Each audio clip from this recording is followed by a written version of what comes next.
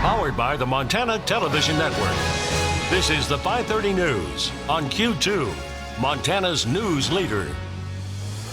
To unleash the full power of the federal government in this effort today, I am officially declaring a national emergency. President Donald Trump makes a major move to fund the fight against coronavirus. Tonight here in Montana, we bring you more information on what you need to know about COVID-19, concerns over testing, safe distance, and the financial impact already affecting our community. Good evening, everyone. Thanks for joining us on your Friday. I'm Jeanelle Slade. Russ is off tonight. Well, this afternoon, President Trump declared the spread of the coronavirus a national emergency. With that, he signed an $8 billion emergency spending bill for vaccines, testing, treatment, and preparations to contain the growing threat. More than 40 people have now died in the U.S. from COVID-19, and more than 2,000 cases are reported. While health officials say the risk is still low for most Americans, they're under mounting pressure to catch up on the demand for testing. We've been working very hard on this. We've made tremendous progress. When you compare what we've done to other areas of the world, it's pretty incredible. But through a very collective action and shared sacrifice, national determination, we will overcome the threat of the virus. Late this afternoon, Malmstrom Air Force Base in Great Falls also formally declared a public health emergency. Colonel Jennifer Reeves, the commander of the 341st Missile Wing, says the declaration will provide preventative tools to help limit the spread. Well, here in Montana, all tests for COVID-19 are being processed at a state laboratory in Helena. MTN's Jonathan Ambarian talked with the man who oversees the lab about that process. When public health leaders and healthcare providers around Montana determine someone needs to be tested for the new coronavirus, they will take a sample through a nasal swab. That sample will then be brought to the Montana Department of Public Health and Human Services in Helena and tested at the state public health laboratory. Leaders say they've seen a growing demand for tests in recent days, and that could continue. Certainly we're preparing for increased numbers. Ron Paul, the chief of the Laboratory Services Bureau, says they've received enough testing kits from the CDC to test an additional 1,000 people. The testing procedure identifies whether genetic material from the virus is present in a sample. It's similar to the tests the lab already does on diseases like the flu. So we already have people who are familiar with the method. Paul says the lab typically processes samples Monday through Friday, and they're also planning to work on Saturdays to keep up with the coronavirus demand. It would rise to the top of important things that we do, so if there are things that are less important, we have the capability to move testing resources around in the laboratory to make sure we address the things of greatest concern. Behind these doors are where all samples from around the state will be taken to be tested. Now, the department isn't letting anyone inside right now because of safety and other concerns, but they tell us that currently they can process several dozen coronavirus samples in a day. It's our role in public health to help and do our part in protecting the citizens of Montana. In Helena, Jonathan Ambarian, MTN News.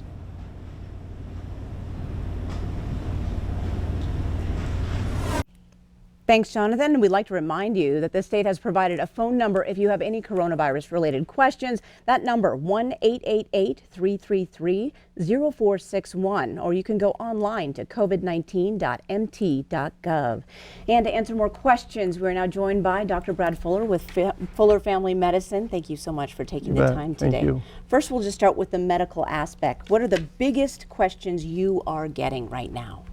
I think the biggest question is do I have coronavirus? And if there's a concern, how do I get tested? So those are the biggest two questions that we'll have. To help figure that out, I would recommend talking to your doctor. Don't just come in expecting to get a test, because we have to use certain clinical criteria to determine whether or not you would qualify for a test. For example, there's many viruses out there, bacterial infections that could manifest as such. So our job is to make sure it's not influenza. We can do a swab. And if that's negative, then we want to consider maybe further testing, such as with the COVID-19 test kit. There's clinical criteria that we would have to use. Do you have a fever? Do you have a cough? Do you have shortness of breath? Have you traveled anywhere in the region recently or out of the country? Have you been in contact with somebody that may be infected? All right. Now, as for those test kits, where are you on those right now? What are your thoughts on the test kits? I understand Governor Bullock made about 1,000 available. I think more are on the way. Right now, we don't have any at our facility. I've been in communication all week with Riverstone Health through emails and telephone calls. Can we get the kits? They're still waiting. I called the emergency number last night at the state health lab, and they're going to be sending us 2. I've been able to figure out how to make these kits on my own, so I have the supplies coming next week. So I think we'll be prepared if and when we need it. Okay, and how do we all put this into perspective for our families and our community?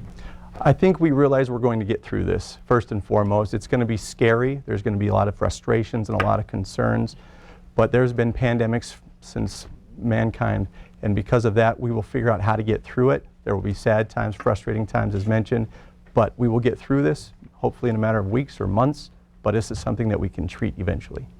And remind us, common sense, cleanliness, what do we need to be thinking? Social distancing, I think, is the biggest thing. Try to stay 6 feet away from your closest neighbor. Cover your coughs or sneezes with your elbow. Try to avoid your hand because that's touching everything else and somebody will touch that. If you have a fever, cough, isolate yourself, call your doctor, stay home, don't bring that to work or to school. Kind of some of those common sense things to keep yourself at bay a little bit till we can figure this out. All right. Well, thank you so much for your time. Thank you, guys. All right. Have a good night. Good night. Well, the Unified Health Command encourages the postponement of large gatherings to mitigate the risk of COVID-19 exposure.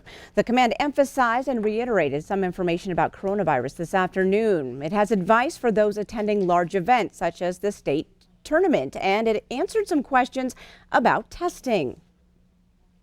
It's important to remember that getting tested for COVID-19 requires a physician order.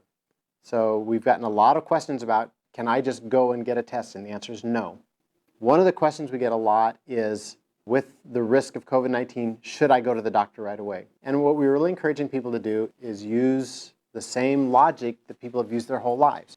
If you believe you're sick enough to have gone to the doctor when there wasn't the risk of COVID-19, you should go to the doctor.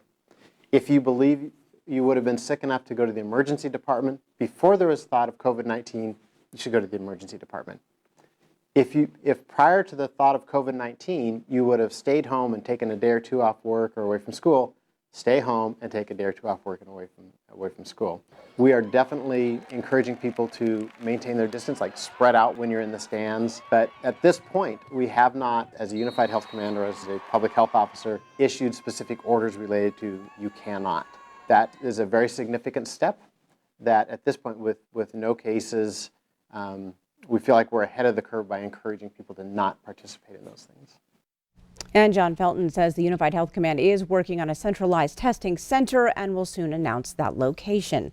Well, in response to the coronavirus, School District 2 is taking a number of measures to combat the spread of the virus as well. Superintendent Greg Upham says public schools will remain in normal operating procedures, but says a number of other immediate actions will go into effect on Monday. Now, those include suspension of all out-of-state travel for student groups and activities, postponement of indoor events that are open to the public, and suspension of all outside volunteer presence. Upham adds that all 3 public high school proms have also been suspended. We're not panicking at all, John.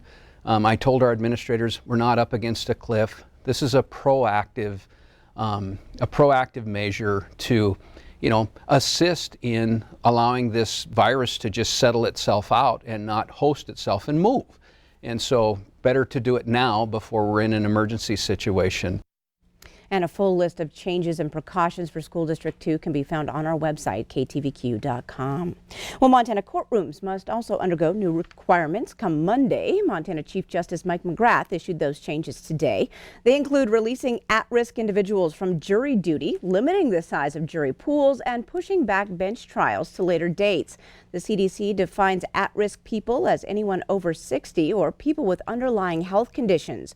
Jurors considered at risk or have traveled to China, South Korea, and most European nations within the last 14 days should not be directed to report. Now, those requests to be excused from jury duty must be made over the phone. Well, it's one of Montana's most anticipated events each year, and now the St. Patrick's Day Parade in Butte is canceled. Parade organizers confirmed the news earlier today. The move comes just one day after Governor Steve Bullock declared a state of emergency over the coronavirus pandemic. Even without a single case in Montana, the governor says he is freeing up resources to prevent its spread.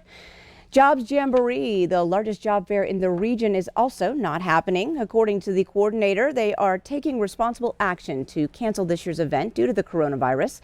The team is working on ways to provide options for those who have registered and will have that information as soon as possible.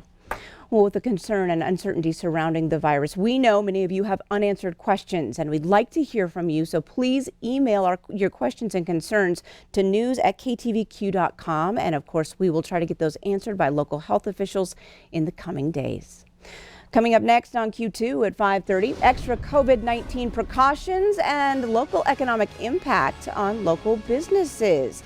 Plus, find out why the Crow Tribe will be front and center in Chicago. And the latest in sports as Montana State basketball tournaments march on. Scott shows us how tomorrow's championship puzzle is falling into place.